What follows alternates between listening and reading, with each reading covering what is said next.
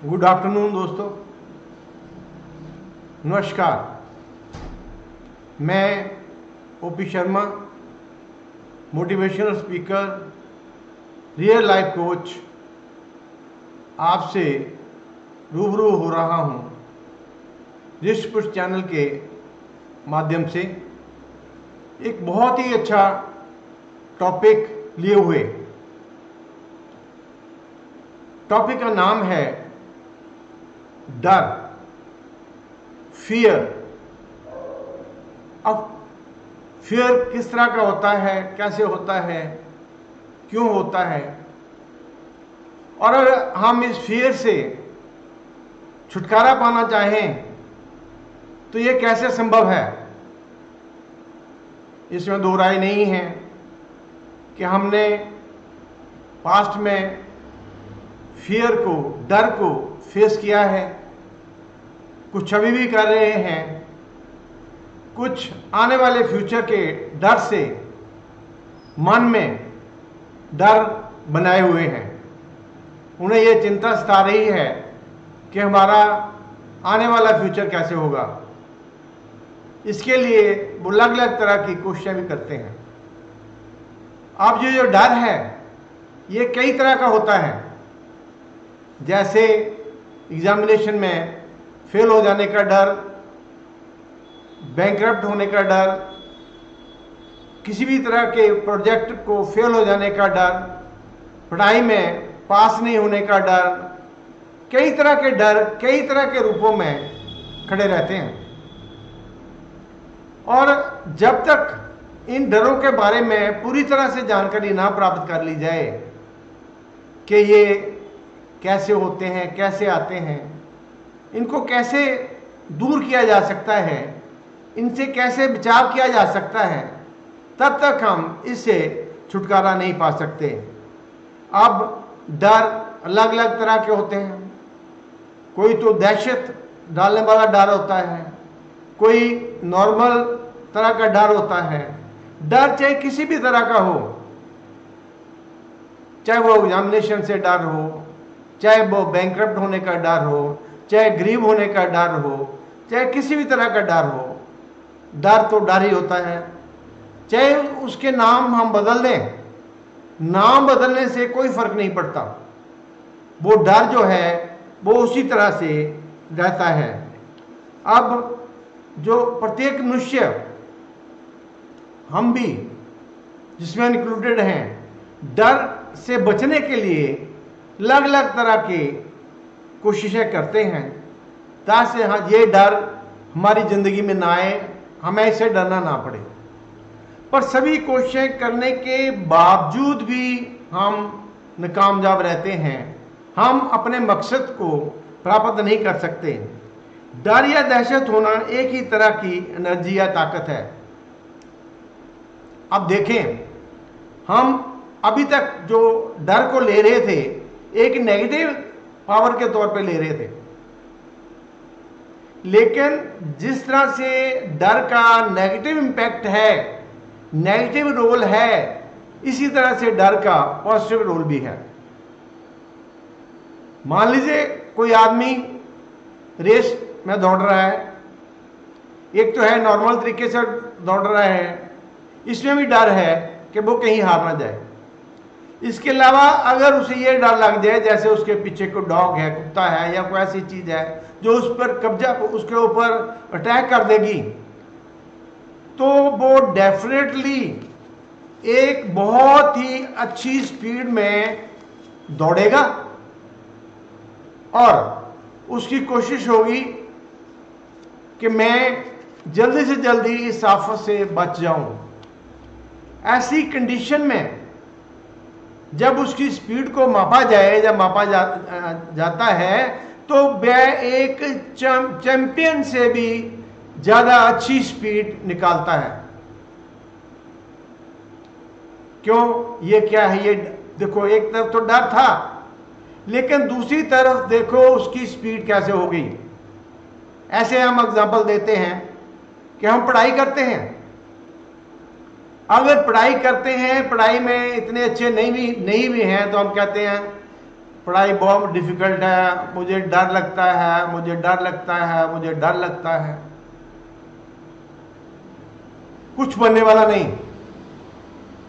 अगर हम मन में ये डर रख के कि हम कहीं फेल ना हो जाएं, हम अपने मकसद में नाकामयाब ना हो जाएं, हम पूरी मेहनत करते हैं, रात दिन मेहनत करते हैं, ऐसी कंडीशन में जो हम मेहनत करते हैं तो हम अपना एग्ज़ाम पास कर लगते हैं, अपने मकसद में पास हो जाते हैं। पर अगर ऐसा नहीं करते तो ऐसा नहीं होता। हम अगर अपनी तरफ से पूरी कोशिश भी करें तो रेत के एक कतरे तक को हम ख़त्म नहीं कर सकते, उसकी आइडेंटिटी ख़त्म नहीं कर सकते।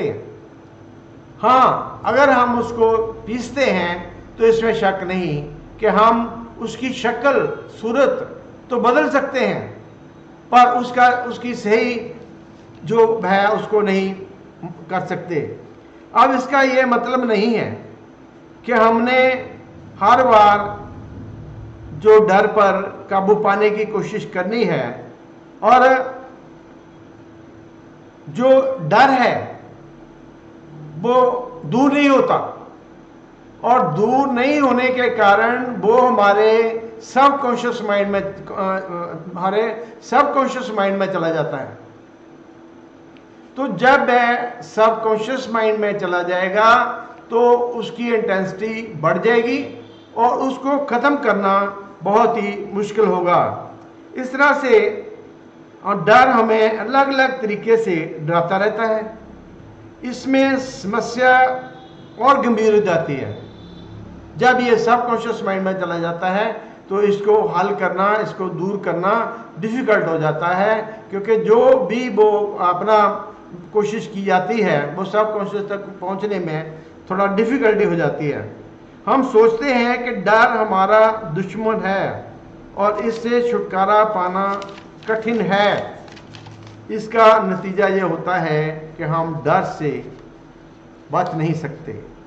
जब तक इस अवस्था से बाहर नहीं निकलते कि डर से हम छुटकारा नहीं पा सकते। डर एक सच्चाई है। अगर हम इससे छुटकारा पाना चाहते हैं तो हमें इसको फेस करना पड़ेगा, इसका मुकाबला करना पड़ेगा। जैसे अगर हमने पास होना है, जैसे हमने बैंकरप्ट होने से बचना है, जैसे हमने अपना बजट ठीक रखना है, तो हमें इसको ठीक करने के लिए हमें कोशिश करनी पड़ेगी, एफर्ट्स करने पड़ेंगे। और ये एफर्ट्स करने के बाद ये जो डर है इसकी शक्ल बदल जाएगी। जब हम इसका निरीक्षण करेंगे, हमें डर के सोर्सेज का पता लगाना पड़ेगा। ये डर कहां से उत्पन्न हो रहा है, डर का कारण क्या है। डर को कारण जानने के बाद ही हम इसे दूर कर सकते हैं। मान लीजिए हमें परीक्षा का डर है तो हमें परीक्षा के लिए मेहनत करनी पड़ेगी। अगर हमें यह डर है कि हम कहीं बैंकरप्ट ना हो जाएं, हमारा दिवाला ना निकल जाए, हम कहीं फेल ना हो जाएं, तो इसके लिए हमें पॉजिटिव एफर्ट्स करने पड़ेंगे, इनके लिए कोशिश करनी पड़ेगी ताकि हम इस समस्या से निकल सकें। ऐसी सोच हमारे डर की शुरुआत होती है। हम अंदर से दुखी हो जाते हैं, तब हम गलती से जब हम डर जाते हैं, जब हमें लगता है कि हमारे पास कोई सोर्स नहीं है, तो क्या करते हैं, हम अपने दोस्त पर विश्वास करना चालू कर देते हैं और उन्हें अपना दोस्त बना लेते हैं। और जब दोस्त बना लेते हैं तो हम सोचते हैं कि हमें कोई डर नहीं, हमने तो अब दोस्त बना लिए हैं, अच्छे दोस्त बना लिए हैं। पर जब ये दोस्त हमारे साथ लड़ने झगड़ने लग जाते हैं और हम इससे पहले हम इन्हें अपनी जायदाद समझना चालू कर देते हैं कि ये तो हमारी जायदाद है, ये तो हमारी प्रॉपर्टी है, अब हमारे पास हमारे दोस्त हैं तो हमारा कोई कुछ नहीं बिगाड़ सकता, हमें डरने की कोई जरूरत नहीं है। लेकिन जब उन पे विश्वास करते हैं और वो हमसे लड़ने झगड़ने लग जाते हैं, हमें कई तरह की तकलीफें देनी शुरू कर देते हैं, तो इस कंडीशन में भी हमारा डर हमसे नहीं जाता। अगर किसी के मन में, अब देखो डर होने के लिए कई कारण हैं, अब किसी के मन में दुनिया का सबसे अमीर आदमी होना या कोई ऐसी तीव्र इच्छा मन में रखना जिससे पूरी करने के बाद उसे लगे कि मेरी सभी समस्याएं हल हो जाएंगी, ऐसी कंडीशन में भी डर सताता है, डर दूर नहीं जाता है। स्पष्ट शब्दों में, अगर हम वर्तमान में जीने की कला सीख लें, बजाय हम फ्यूचर्स के लिए या पास्ट के लिए कोई प्रोजेक्ट या फ्यूचर आने वाले फ्यूचर के लिए कोई प्लानिंग बनाएं कि हम ये करेंगे, जो भी हम प्रोजेक्ट, जो भी हम प्लानिंग बनाएंगे, जरूरी तो नहीं है वो पूरी हो जाए, और जब तक पूरी नहीं होती हम उसके डर से बच नहीं सकते। तो हमने क्या कोशिश करनी है, हमने पूरी कोशिश करनी है कि प्रेजेंट में ही रहना है।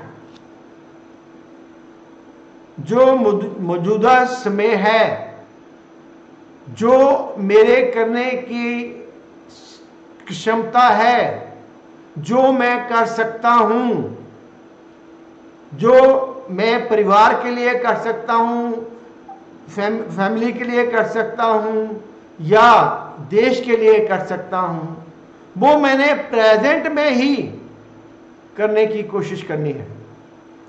प्लानिंग नहीं बनानी है। जो प्लानिंग है वो हमेशा मोस्टली हमारे दुख का कारण बनती हैं और वे हमारे डर का भी कारण बन जाती हैं। इसलिए अगर हम डर को खत्म करना चाहते हैं तो हमें पता होना चाहिए कि इस डर की सीमा क्या है, ये कितनी इंटेंसिटी का डर है,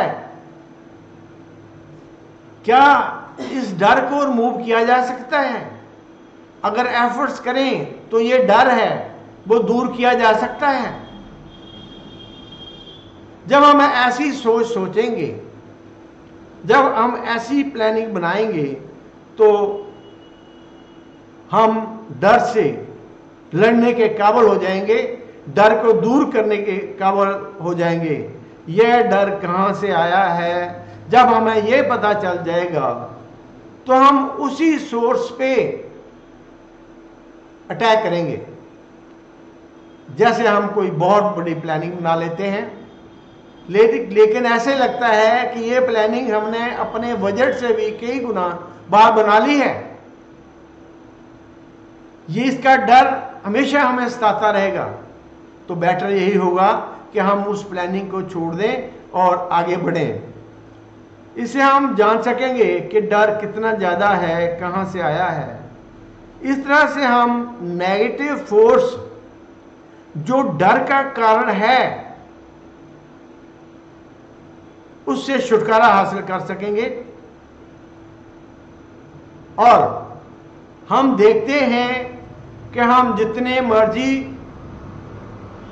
कोशिशें कर लें, एफर्ट्स कर लें, तरीके अपना लें, प्लानिंग कर लें, डर की शेप बदल जाती है। डर उसी तरह से किसी न किसी शेप में हमारे लिए खड़ा रहता है। हम उससे बच नहीं सकते, हम उससे दूर नहीं हो सकते। तो क्या अब इसका मतलब यह कहा जाए कि डर का कोई हल नहीं है, डर को हम दूर नहीं कर सकते, डर को हमें फेस ही करना पड़ेगा, डर के साथ ही हमें जीना पड़ेगा, डर के साथ ही हमें मरना पड़ेगा। इसके लिए हम एक एग्जांपल ले लेते हैं। जैसे एक बकरी है, गोट है, जंगल में है। जब भी जंगल में जाती है पानी पीने जाती है, घास चरने जाती है, कहीं भी जाती है, दूसरे जानवर उस पर अटैक करते हैं, उसको मारने की कोशिश करते हैं, उसको खाने की कोशिश करते हैं। एक दिन बकरी ज्यादा दुखी हो गई, उसने सोचा क्या किया जाए। फिर उसने देखा कि इस जंगल का राजा लायन है, शेर है, वो उसकी जाके रिक्वेस्ट करी कि मुझे अपनी शरण में ले लो और मुझे मेरी जिंदगी आसान कर दो।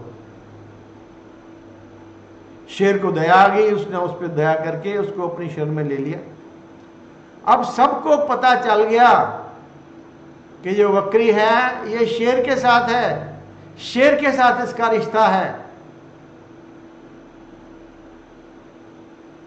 सभी उससे डरने लग पड़े और आहिस्ता आहिस्ता जो बकरी है वो भी शेर की तरह घूमने लग गई, क्योंकि कोई उसको डिस्टर्ब करने का या नुकसान पहुंचाने का साहस नहीं कर सकता था, क्योंकि उसकी जो शरण थी शेर की थी। इसी तरह से अगर हम चाहते हैं कि हम डर से हमेशा छुटकारा पा लें, तो हमें इस दुनिया के संतों महात्माओं की शरण में जाना पड़ेगा, जो कि इस दुनिया के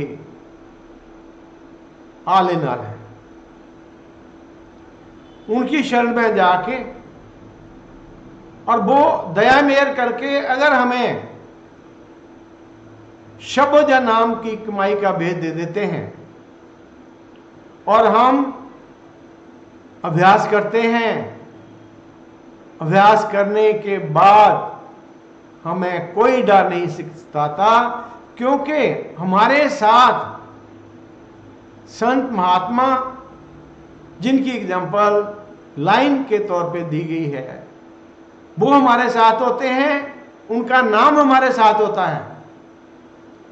तो डर को भगाना कोई डिफिकल्ट नहीं है, पर इसके लिए हमें कोशिश करनी पड़ेगी और संतों महात्माओं की दया मेहर हमारे पर होनी चाहिए।